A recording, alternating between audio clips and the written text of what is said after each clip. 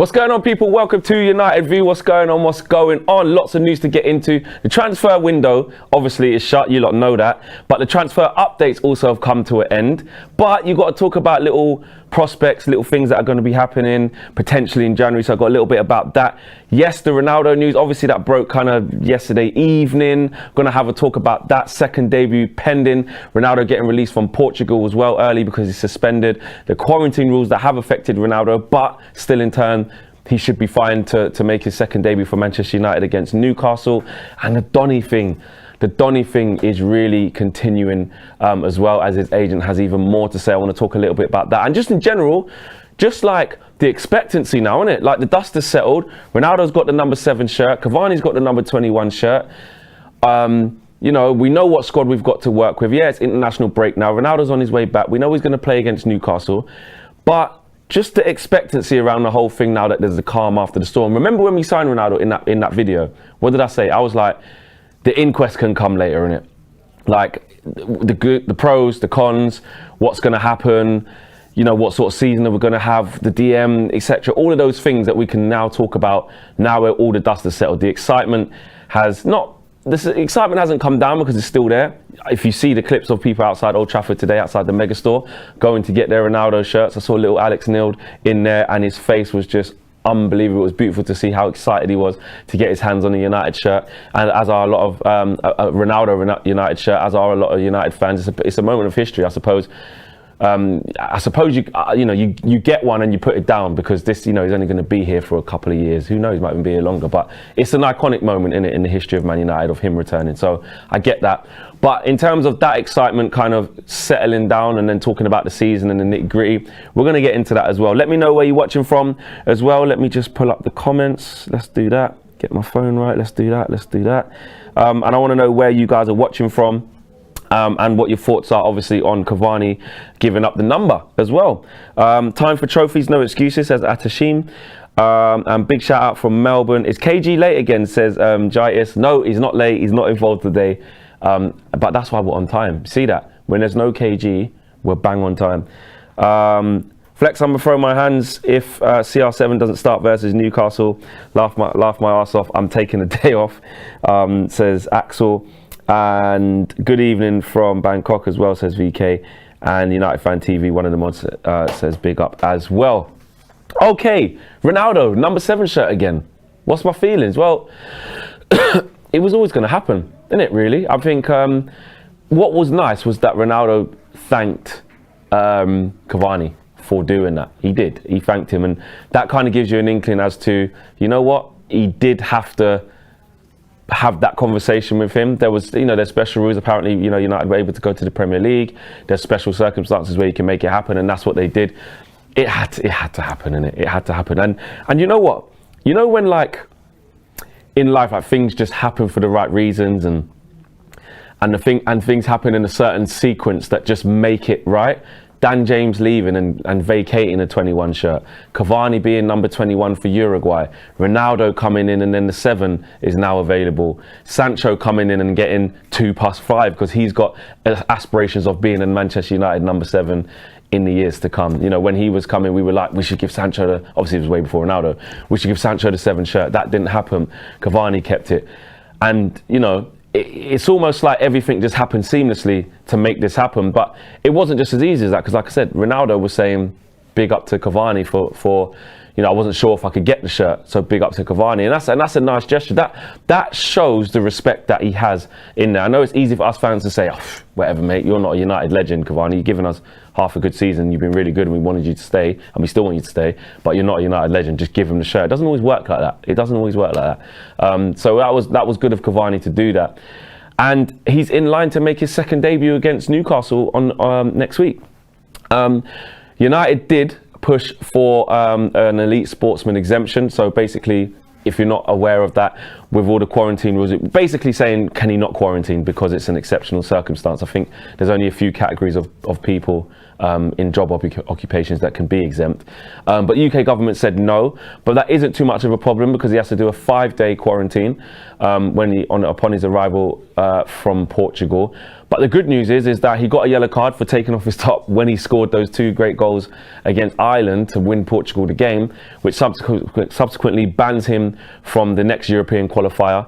And then there's a friendly as well. So, you know, at least the Portuguese manager said, Ronnie, no, like, you've got bigger fish to fry because you can't play for us right now. We'll be fine. Get yourself back to England. So there's enough time for Ronaldo to still do his 5-day quarantine, which is obviously good. There's enough time for him to do that, plus still train after that, and then obviously be ready for the squad.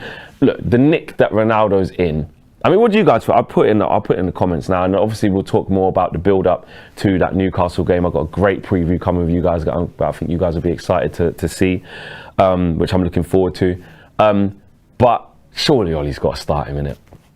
Surely. Yeah, you saw what they done with Varane when they paraded him. Obviously, this is a whole different kettle of fish. And the shape that Ronaldo's in, it's not like he's coming off the back of a summer where he hasn't gone back to pre-season. The deal got done late. He hasn't been in training. He's playing. Like, if you see him against Portugal, he looks absolutely fine. Do you know what I mean? One thing I did notice though, and this is a bit more of an inquest, and this is like a bigger discussion. I want to see what you guys think as well, right? I believe what we saw against how he played against Ireland is going to be a massive occurrence, regular occurrence in the Premier League, which is Ronaldo not really being involved in everything. Ronaldo not demanding the ball. The play not going through Ronaldo. It's not going to be the Ronaldo show in that sense. And you know, people were saying, forget the penalty miss, that happens.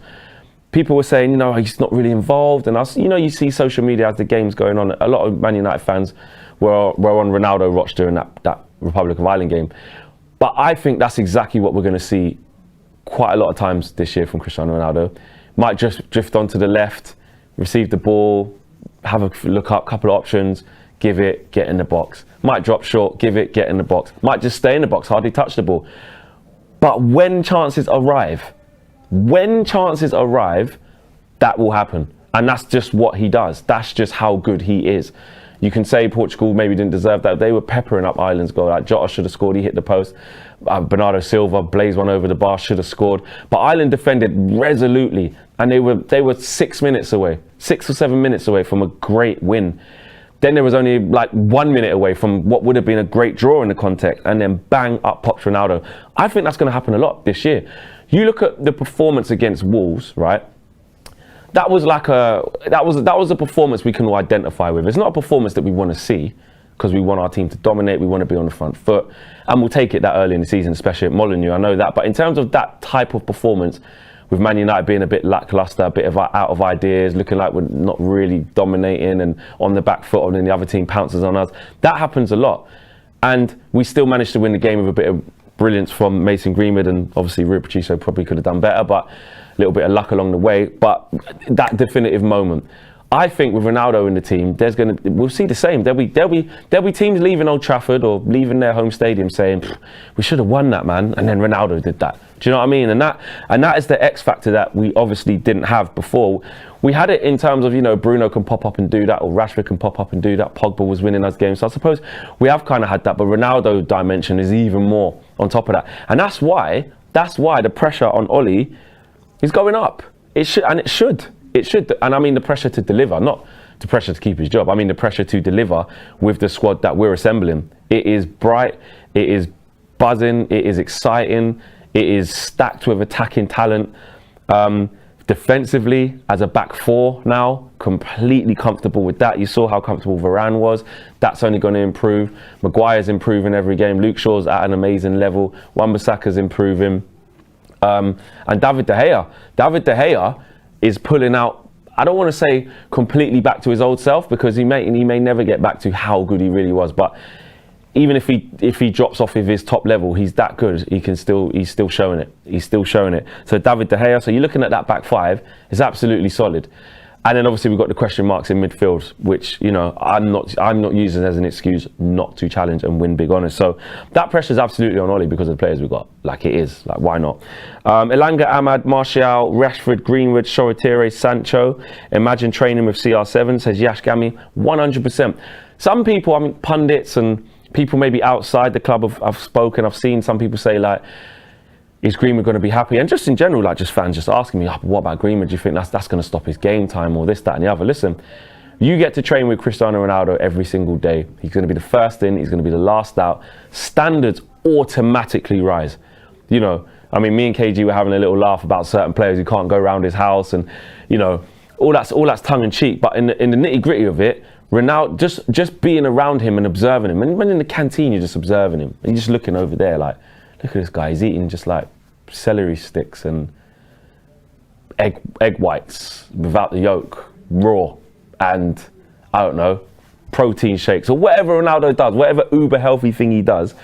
Those players, and then on the training ground with the intensity he's going to work at, then he's going to put in hours afterwards or minutes afterwards. Like, you've got no option but to raise your game. It's almost like you want to impress him. He has that aura about him. Those players in that dressing room, even the senior players, Lee Grant spoke about it on TalkSport. I saw his interview with Darren Bent, big up Darren. And he was basically saying, like, yeah, the younger players that we've got obviously are absolutely buzzing, but he was surprised to see the older players really kind of go, you know what, this is going to be something. I'm excited to play against him. And he said, he didn't say the name, I'm guessing it was Paul Pogba, but he was like, one of our bigger players, but let's say more well-known players. So it's going to be a high-profile player, like we know what Bruno would think, but I reckon it'd be someone like Pogba. So yeah, it's going to raise everyone's game, and I think Ronaldo's mentality isn't the one that makes it all about him. Don't get me wrong, he's an out-and-out goal scorer, and you know, yeah, in defeat he can throw his arms up and look like he's being petulant and stuff like that. But in terms of coming back to Man United, I don't think he shits on the rest and has a bad attitude. I think that he will have the instant respect from the players, the coaching staff, and will just demand high standards naturally, without having to sit them all down and say, you know, what's Ronaldo's initiation going to be like? What's Cristiano's? I've just thought about this. What's Cristiano Ronaldo's initiation? Are they going to put him on a stool and say he's got to sing a song? No. Cristiano Ronaldo's initiation will be him plugging in his laptop of a PowerPoint of everything he's won at the club and making them watch it. That's his initiation. You can't make him stand up with a spoon and a pan, you know what I mean, singing a song. You can't. He's Ronaldo. So, you know, I don't think he sits them down and kind of gloats. I know I'm having a little bit of a joke, but, you know, I feel like his demeanour would just naturally demand that, you know. But also, when he sees stupidness happening, Ronaldo, don't think Ronaldo's not going to go to Ollie and say, yo, listen, I don't really like this player, or I think we should play like this, or I think we should play like that. Not that he's undermining the manager, but he absolutely will, like, kind of have that relationship and that input. Avengers Assemble, says YouTube. Big up Flex, keep flexing, says Chandrade. Big up yourself. And Greenwood will only get better, says Kevin Bridge. 100% I agree with you. And class is permanent as well, which Kevin also says. And CR7, Cavani, Marcus, Martial, Sancho, Mason. Tell me that's not the best attack in depth in the world of football, says VK. It's hard to argue that it's not on paper in terms of the depth that's available. So okay, Liverpool you could say they got Salah, Mane, Firmino, or add Jota in there. It's very potent. It's very good. Man City, all right, don't have a proper striker, but you've got Grealish one side. You got Sterling on one side, Mahrez in there. Whatever you want to do, that's obviously a wicked front three. Add De Bruyne into that. Okay, it's up there. Chelsea look potent, but on paper, yes, you've got the PSG madness going on because Mbappe, Neymar and Messi, that's levels really. That's probably the best front three really on paper, Mbappe, Neymar and Messi on paper.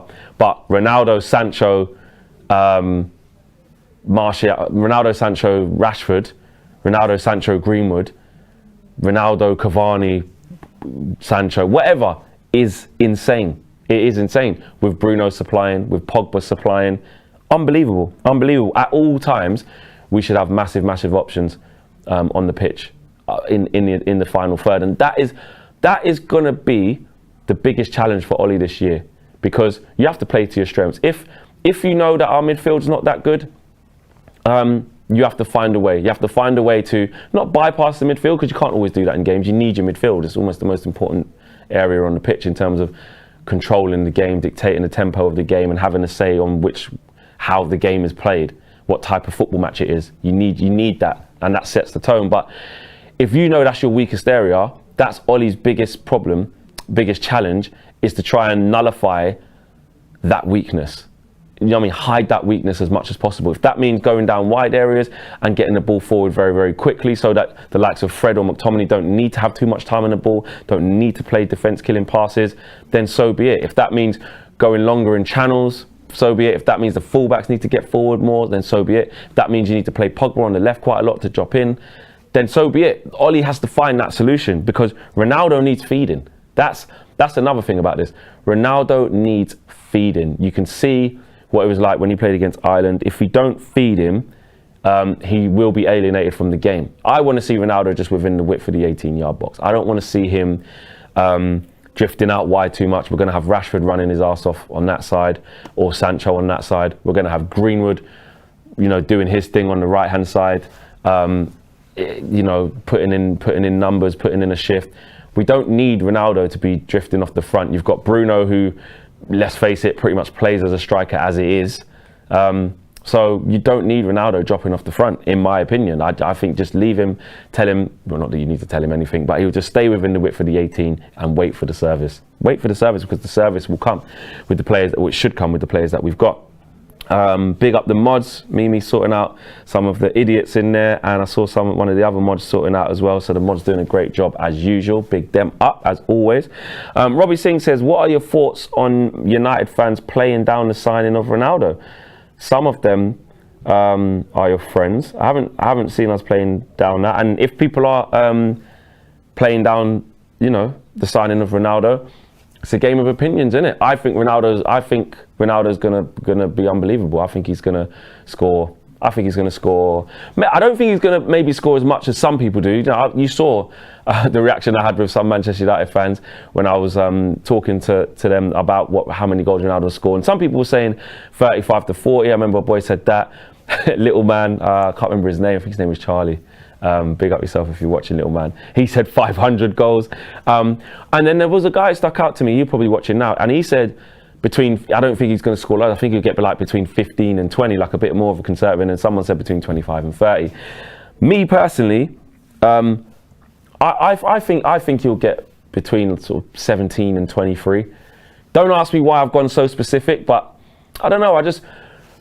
He's going to play every game across all competitions. I think you get a blanket 25 across all competitions. So however many that is in the Premier League / Champions League / FA Cup, whatever he plays in the Carabao Cup, we don't know yet. But I think he scores 25 goals in all competitions as a minimum, I believe. What's everyone saying in the chat? CR7 scores 20 minimum, says Lil Yo-Yo.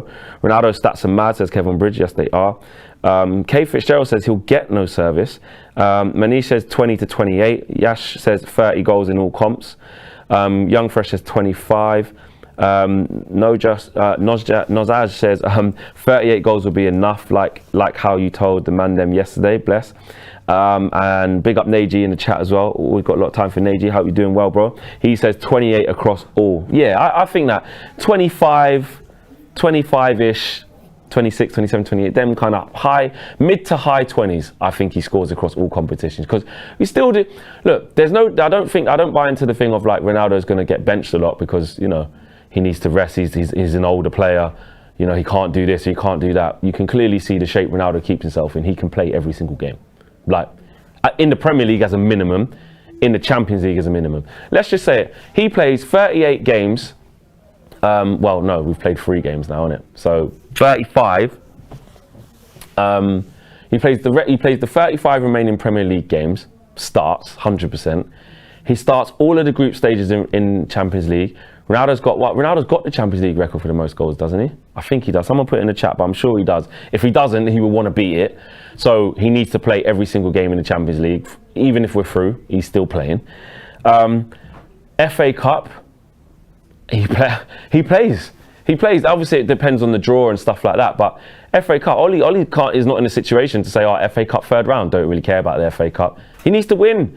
Maybe the Carabao Cup, but even that, the first round of the Carabao Cup's West Ham at home next week or whenever it is. We've got West Ham double whammy. So, you know, Ronaldo's going to play a hell of a lot of games, and someone that good playing that many games, he's going to get a hell of chances and he's going to score hella goals, in my opinion. Vishal says, big up to you. Flex, KG is ringing me now. Look at this guy. Look, hold on. Look at this guy. Hold on a sec, guys. Hold on. KG, you're live on the United View. Why are you ringing me? Hi, Flex. You okay? What do you want? I want a ticket to Man United's first game with Ronaldo. No, but you never wanted to go before, so don't know. Shut up, Flex. You told me I have to come now. Why you always change things? Hold on. You're live on United View and everyone can hear your lies. You just get on my nerves, you know. What kind of human are you, bro? Tell everybody like and subscribe. Hey, listen. The people are saying as well about the race and stuff. They want to see it. So what stuff? Because you said obviously about, you know what I mean, trimming up, you know what I mean, the race that we got to do. Me and you're gonna race. I promise you, bro. When I get to 16 stone, yeah. Oh my God, I'm on Dan Jason. I said to you, I'll be faster. Are you listening to this guy? Because I've been training like with extra weight. Now the extra weight's got, of course I'm quicker. KG. I done ancestry.com, and you know I've got I'm 12% Jamaican. Are you? You're 12% Jamaican. I'm 12% Jamaican. Oh wow. So that's not count for something. I've got to be fast. Akin says the race is going to be hilarious, and Bugs lovers text says Flex versus KG Olympics, and Dej the Pumpkin Patch Kid says race for Man United View ticket. Yeah, I don't know. All right, we'll see what we can do in it. You want to go to the first game? We got to it. Let us know in the chat. Well, let us know in the chat. Would you guys love to see KG at Old Trafford doing a fan view after the game and his reaction to Ronaldo, or would you want to see him on a live match view? We'll see what comes through. I don't know. Hold on, I need to see the chat right now because some of these people are snakes, bro. I don't get enough reckless delegates. Just quickly, Super Chat says, do you think we could sign a CDM in January, and whether anyone worthy would be able to switch sides then? We can't rely on our current options for the entire season. To answer your question, I don't think we'll get one in January, because I just don't think they'll be available. The like of a Declan Rice or an Ndidi or something, they're not going to be available. And Kevin says, our biggest issue as a team is CR7's strength. He is a monster in cup games. We need that presence. I agree. And Bill Ingram says, if a player scores 50 goals for the next 15 years, he will score 750 goals. CR7 has scored 785 goals. People know CR7 is a legend, but I don't think most are able to fully understand the numbers we're talking. 100%. He's incredible. He is incredible. You got another super chat. Hey, that is not getting refunded. A super chat from a spam account. Oh, someone's imitating you. Someone's imitating you. You need to report. Can someone report this and get it shut down? Actually, no, don't do that, because that's actually his account. Don't do it. Please do not get his thing shut down. I might report you for abuse. I might report you for harassment. I'm doing it. I'm reporting you for harassment. I can't miss this game. I can't see the KG the comedian says, let KG go to Old Trafford. You're a loser. Anyway, listen, bro. Yeah. Have a great show. Big up. You're awesome at this. Everybody like and subscribe. Obviously, you know what time it is. In this race, I'm going to smash him. I'm telling you right now, 12% Jamaican. Bet on me. Peace. Laters, bro. This guy, honestly, is such a loser. I can't wait to just dust him out. I can't wait. Imagine he beats me. That can't happen. If he does, I have to just say, yo, I was wrong in it, but I can't see that happening. Band 2, Cod3 says, Wagwan and Jobless Flex, big up yourself, bro. Says, you think Ollie will get it right with the tinkering of the team, considering he has no plan B FC? Interesting. It's something that he's going to have to get over. Something that he has to get right. That's what I was talking about, the pressure. Time will tell. Robbie Singh says, get KG to the game. Happy to fund the facts, man. And Dej the Pumpkin Patch Kids super chat says, free KG. Listen, he's free. He's free. KG can do what he wants. He is free. He's not tracked. Do not feel sorry for KG ringing me talking crap on a flipping Friday afternoon. And Craig says, make KG live stream the first Ronaldo game from his couch. Do you know what I mean? All of a sudden, he rings me. He's like, bro, I want to go to the game. I need to see Ronaldo. Well, we'll have to see. We'll have to see. We'll have to see if that can happen.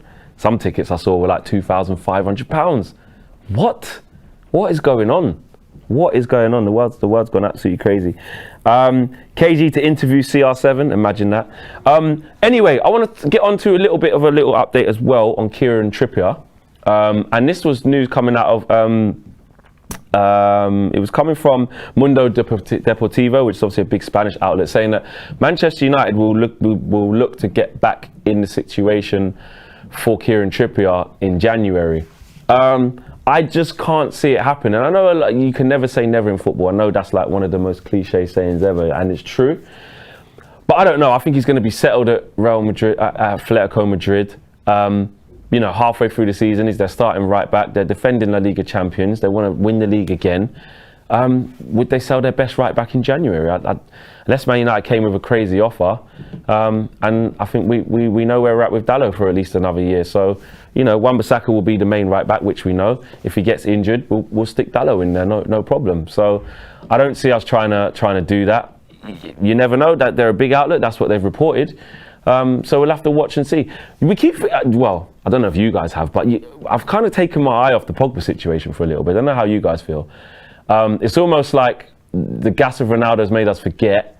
And then obviously we need to see how Ronaldo gels in with the team. Hopefully he hits the ground running straight away. Pogba's firing, Bruno's firing. Greenwood's already firing.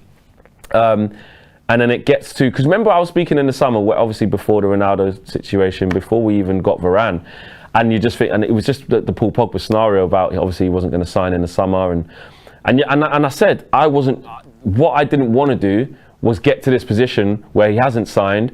It's going to be the lead up to Christmas, and all the talk's going to be about him. I think the acquisition of Ronaldo, to be fair, has taken that away. And if Ronaldo does what he should do, which I think he will do, all the talk will be about Ronaldo and less so much about Pogba. I actually think that's a good thing, because usually, it's always Paul Pogba, isn't it? Paul Pogba's the main man. Paul Pogba's the attracts the most media attention, the most social media attention, the most questions in the presser all the time. Is future this, is future that, or negative comments, and people want to chat rubbish about him. It's always the Paul Pogba show. With Ronaldo here, it ain't that no more. Not that Paul Pogba's not important, of course he is. I want him to stay. But it changes the narrative, it changes the media perception, it changes the amount of questions that come our way. It changes that. Do you know what I mean? So what I will say is the fact that happening, I think Pogba can just focus on his football, hopefully be excited at the fact that that's happening and Ronaldo's doing his thing, Varane's there, and he can see that, and he can see the project. Do you know what I mean? He can see the project, and he's going to be happy with that, seeing the project. So for me, I like it, and I think where I was basically saying I didn't want that to happen, and we're going to get to October, November times, and it's all going to be about Pogba, it's going to be unsettling for the squad. I don't think that will happen now. I think Pogba can kind of make his decision in peace. Obviously, they're still going to ask, because they're not just going to forget. But I reckon now that Ronaldo's there, all the focus will be on him, good or bad. If it goes wrong with Ronaldo, and when I say go wrong, say he doesn't score as much as people thought he would from now to January, he might only have 2 or 3 goals, taking him time to get going. I don't think that will happen, but imagine it did. It will all be on Ronaldo. And equally, if he's smashing it by then and has 10 to 15 goals by January, imagine that. If he has that by then, it's all going to be about him. So Pogba can take his time and work out what he wants to do. But at the same time, doing well with the likes of Ronaldo, with the likes of Sancho, with the likes of Varane, and being high up the league, will be appealing to Paul Pogba. If we look like we're genuinely challenged, we get to this, November times December, and we're top of the league or a couple points off top, and we're in there. Great, brilliant. Do you know what I mean? It only gives Paul Pogba food for thought, and he's had a good season. He's playing good football. You know, some of the best football of his career. Hopefully by then, it can only be a positive. You know what I mean? And then, but saying that, PSG can come to him and say, "Yo, sign this pre-contract agreement now. We'll take you for free in the summer." You know, they can do that. Or Real Madrid can come and say, "Yo, we're going to get Mbappe for free next year. Well, do you want to come as well? It's been your dream to play here, you know?" So we'll see. Pratt says, "Know any CDMs who can increase United's revenue? That's the only way the Glazers will buy one. Love Ronaldo signing, but a CDM is as clear as day," says Pratt Rex. 100% I agree with you that a CDM is clear as day. I also agree with you because there was a lot, that's another thing I want to talk about. There was a lot of reports coming out about how appealing it was to the Glazers commercially of Ronaldo coming back, the shirt sales, you know, and they're looking for, I think, a training ground sponsor now or a training kit sponsor as a matter of urgency. And I think Adidas, there was rumours that Adidas were getting concerned with the amount of kit sales, but obviously now look, are the Glazers going to be, was a lot of their motivating factor of bringing Ronaldo back to the club monetary? Of course. Not just the Glazers, but anyone buying Ronaldo, that would be the case. But we know the Glazers all too well. That would have been one of the motivating factors of bringing Ronaldo back to the club. But I know what you're saying, Praxaurus Rex, about a CDM as clear as day, but I'm not going to be a hypocrite. When Ronaldo becomes available on the market and available and willing to come to the Premier League, Man United, in my opinion, have to pick up the phone and ring him, which is what happened, and he came. And then you add the City thing into that as well. Like we had to be in the conversation to get Ronaldo back. We had to. I'm sorry, I don't know what you guys think. Especially on top of the transfer window we already had. We got a centre back. We wanted a right winger as a priority and a centre back. We got them. We know we needed a CDM, but clearly the club prioritised the centre back first and prioritised the deal from the previous summer, which is the Jadon Sancho deal, and getting a right winger. So the club got their priorities, even though we don't agree with that because we feel that one of them should have been a CDM. The club got their priorities. You guys know what I thought before Sancho come. I was saying I'd rather get the Varane over the line and get the CDM and not have the right winger, was my thing.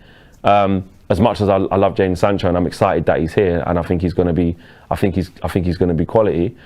If you was to ask me to choose the two out of the three that I would have gone for, because we can't have all three, I would have said CDM and centre back, because I think we can do another season with Mason Greenwood out on the right, Cavani up front, Martial and Rashford going for the left hand side, etc. And obviously, and then maybe promote Ahmad for a season, or keep Dan James for a year to see it out. I think we had enough up top, but now it's completely changed. Look, it's what you prefer. I wish we went for Sal Niguez, says UC Wesley. Big up Flex, says Rian. Big up yourself. And I still haven't bought the shirt since '99. Not a penny more from me till we do a double Prem and Champions League, says Simon McGill. Wow, you can be waiting. Wow, till we do a double Prem and Champions League. You're not spending a penny. Fair play. That's up to you. But you might have a long wait. Just watch Cristiano Ronaldo. Every Manchester United goal so far, gassed up. Yeah, KG style. You know, a lot of compilations. And just to point out, the Glazers brought in Tom Brady, which got them the Super Bowl. This is a model that had worked for them only last year, says Liam. Very, very good point, Liam. Liam really raises a good point there. That would have been another contributing factor as well, which was put to him. You're reading reports in the aftermath, in the imminent aftermath of the Ronaldo deal, and a lot of it was based around that, saying that was put to the Glazers. Said, look, you just did this with Tom Brady. He's what, 40 odd? How old is Tom Brady? I think he's past 40, and look what he did. He brought the Super Bowl back there. So it is something that they know of already, Liam. You're right. With the defence we have, I can't see why Donny can't play CDM, says Adrian Barker. And to finish off onto Donny van der Beek again, his agent has been talking again and said it's been painful. But on the flip side, which is a bit of a positive, they seem to be a bit happy with the reassurances they've been given. Look, we know we have to read between the lines on this. There is no way that Donny van der Beek is happy at Manchester United as it stands. Impossible. Even though, you know, the briefing is that, you know, he's done this and he's happy with a few reassurances, he's spoken to Ollie. Lies. Any player who loses out on their international place through not playing, through only 18 months ago was going to go to Real Madrid for the biggest move of his career, end up coming to Manchester United and has barely kicked the ball since, is going to be pissed. Secondly, when we saw Donny van de Beek's agent saying what he was saying about a week ago, maybe 2 weeks ago, we all know the quotes, the Van Gaal situation, we all know what's happened, you know, saying that people were in for Donny. And at one point, he said it was disappointing because at one point we thought United were going to listen to those offers, and Solskjaer, all people at the club who made the decisions, said no, we want Donny to stay. So if Donny don't play now, you know, and Ollie keeps going with Pogba and Fred in midfield in the absence of McTominay, or then goes Matic and Fred, and just completely keeps overlooking Donny when Marcus Rashford's injured, so Pogba should really keep playing on the left. Actually, no, to be fair, I say that. He might want to keep starting Sancho on the left and Greenwood on the right with Ronaldo now up top. So maybe there's more space for Pogba to play centrally now. And they've got to find a system that works, because he's never trusted him there before for long periods of time, or not any time recently anyway. It's always been Pogba being pushed out to the left because Ollie prefers McTominay and Fred.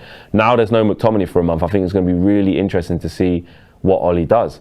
Does he just try and play it safe again and just put Matic next to Fred? Does he play it safe again and try and go with Fred and Pogba again, which didn't look great against Wolves? Does he do that? Does he keep overlooking Donny van de Beek? So I say it a million times and I keep saying it again because it's relevant to this. Ollie can say whatever he wants in the press conferences. If Donny keeps getting overlooked on the pitch in his team selections and his ass is sat on the stool on the bench, on the nice little comfy Audi seats, yeah, and he just does warm-ups with his bib on the sideline, then we know that he doesn't rate him. And then McTominay will be back, and then guess what? It'll be back to McTominay and Fred for the whole season. I just don't see, and I hope I'm wrong, but we can only go off the evidence that we've got.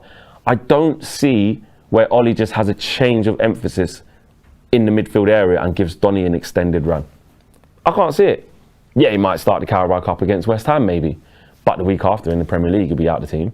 Do you know what I mean? I don't know, man. It's a sad story because, to be fair, and you know what? It's not even an agenda. Like, even rival fans are like, they say to you, what's going on with Donny van de Beek? How comes he can't get a game? Like, it's like we don't even know if he can hack it or if he can't. You know, when you buy a player, there's always a risk. Sometimes it might not work. We've seen it loads of times. Do you know what I mean? But Donny's the type of player that he's showed enough in his career in big games over a consistent period of time to say he looks at the level of someone who can play in our team. Do you know what I mean? Because we don't know, because he hasn't played in our team consistently. And there's enough that Donny showed to say he looks like he can do that specific job better than Fred, or better than McTominay in that instance, or alongside one of those, because they can get about the pitch and Ollie likes that. And you're looking at the performances of those two in there and the lack of control of a game, the lack of direction on the game, the lack of, you know, dictating the play. And you say, well, it can't be any worse than that. We're not controlling games. The midfield's not good enough. So yeah, I think that one positive is that having Varane there, you know, we can play 10-15 yards higher up the pitch. You know, he's more imposing. Maybe Ollie's thinking that should help McTominay and Fred out, and there's not as much pressure on them. But essentially, Varane's not going to help those two players with the ball at their feet when we need quick distribution, because we have won the ball back quick, because we're playing 10-15 yards higher up the pitch and we're trying to transition from defence to attack instantly, quick, sharp passes in between. Like, that's not going to help McTominay and Fred. What will help them is, I know it sounds a bit rude, but not being there in that position and having someone like Donny. What I should say is, what will help our team is having Donny in there in those moments of transition, who can play intelligent passes, who can get on the ball, who can look after the ball better. And I'm talking simple as well. I'm not even talking like defence splitting passes between a left back and a right centre back. I'm not even talking about that. Or sorry, a right back and a right centre back. I'm not even talking about amazing passes like that. I mean just the general tempo and the general decision making. Yes, those players have mobility over Donny van de Beek, and even that, you know, it's a bit of a myth that Donny can't do anything, but I know he's not notorious for his getting about the pitch and running around everywhere and being tenacious how Fred is. They're different types of players, but you know, for him to still not get a chance, I just don't get it. I really don't get it, and I hope that in this period where McTominay's out injured, we get to see what Donny can do. And if we don't, where McTominay's not even fit, then it's going to be more of the same, I'm afraid. It's going to be more of the same. Anyway, guys, thanks for watching your latest Manchester United news.